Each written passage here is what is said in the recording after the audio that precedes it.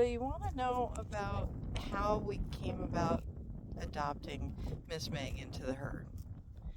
Because as you can tell, I kind of have an affection for the Arabian breed. Always have.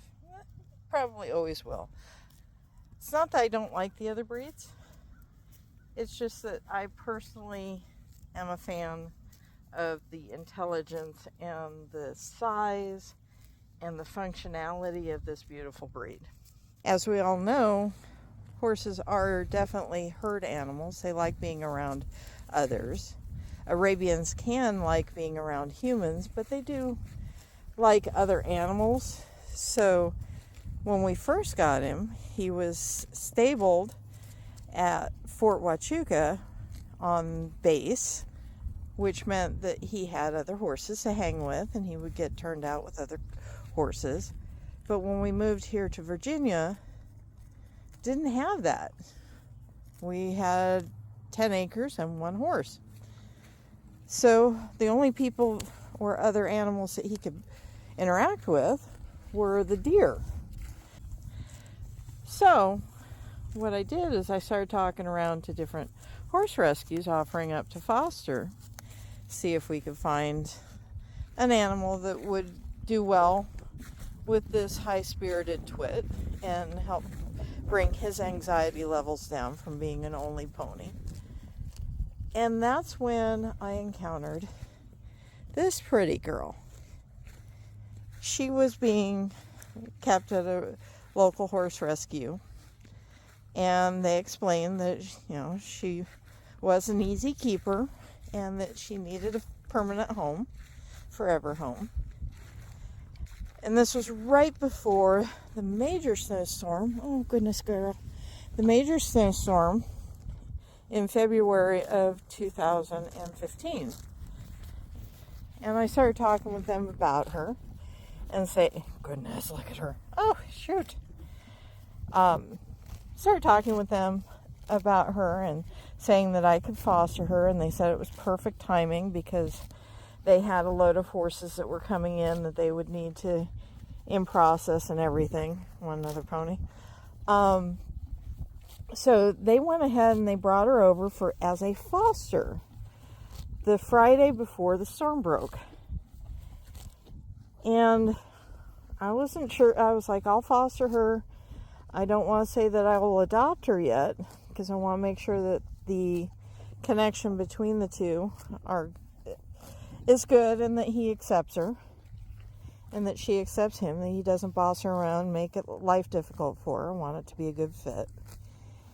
Well, within moments of her arriving on our property, they were sharing a load of hay together. And so we're like, yep, we'll go ahead and try this. We'll foster her. And, oh my God, the storm started to hit. So I pulled them both into our barn and had them sharing some stall space within the barn overnight while the storm raged. Well, raged it did. It raged 3 feet of snow within a 24-hour period. I could not even keep up with keeping our driveway plowed, let alone allow the horses out because the storm was just too much. So they stayed in the barn, but then I had trouble getting them out of the barn because there was so much snow around the door that they were stuck in the barn for 2 days. I would be able to get in there and feed them and water them and make sure everything was good, but they were stuck together for 2 days. And when I finally was able to release them, they both ran out and enjoyed the snow and bouncing around, having a good time. A day later, when the vet was finally able to come out and do her checks on Meg and make sure that she was good to go and healthy and help me understand what she would need as a pasture pony, because we definitely were retiring her. She wasn't going to be doing any work. And we pulled Miss Meg out to have the vet look at her. Well, Sonny couldn't see her. He started screaming. He was so upset that his girlfriend wasn't in his view. And the vet was like, how long have you had them? And it's just since Friday, so like 3 days. She goes, they're already, well, at least he's already herd bound. And I go, yeah, it sure seems like it. She was just very docile and very calm. Well, we get done with checking her out, and she's like, might as well check Sonny out, make sure he's all good to go on shots and everything. So we put Meg back into the pasture and bring out Sonny. Well, now Meg can't see him. So guess who now is yelling? This girl. She is screaming for her boyfriend.